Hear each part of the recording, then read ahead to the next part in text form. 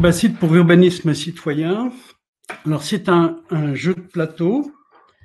Il s'agit d'aménager un quartier et c'est un jeu qui est destiné à un public non professionnel, pour des gens qui ont juste une connaissance intuitive de l'urbanisme et de l'aménagement, qui se joue en une demi-journée avec 5 à 12 joueurs et un animateur.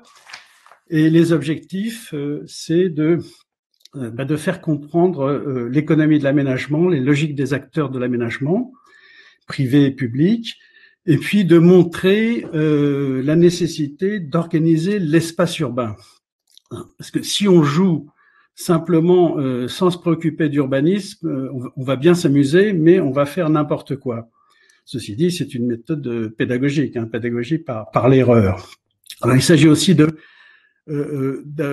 voir comment on installe les équipements publics qui structurent la ville, comment on les finance, et puis également les notions d'aménagement durable, donc la mixité sociale, la mixité fonctionnelle, la nature en ville, les mobilités bas carbone. Voilà. Alors, je passe maintenant au rôle. C'est un jeu de rôle, en fait, avec 5 rôles, donc 5 joueurs, disons, ou 5 équipes. Une mairie, un maire, donc une mairie avec des adjoints, donc pour les finances, les travaux, le développement durable, le logement, etc.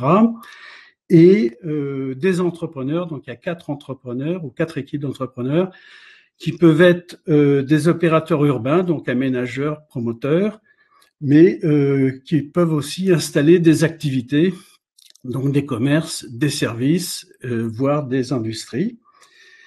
Et tout ceci se joue sur un plateau de jeu, voilà, qui a été dessiné par Aude Joly, qui peut-être est dans l'assistance.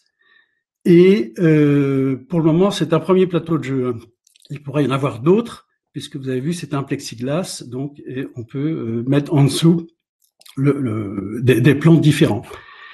Et le plan dont on dispose, la première version, c'est une espèce de grande dent creuse qui se trouve en limite d'une ville et avec un mitage, vous voyez un mitage, donc ces petites maisons, ce qu'on appelle des coups-partis en urbanisme. Et il s'agit dans cette grande dent creuse, qui est un peu une page blanche, de faire un urbanisme cohérent, sachant que la mairie va essayer d'appliquer un plan, mais elle va être constamment déstabilisée par les stratégies des autres acteurs et par des événements imprévus. C'est ça donc la finalité du jeu, et j'en finis avec ça. C'est essayer de tenir un plan cohérent alors que la réalité, comme vous le savez, est pleine d'incertitudes et d'aléas. Voilà. Et on joue donc sur un mandat municipal, et puis on essaye bien sûr d'être réélu à l'issue du mandat municipal.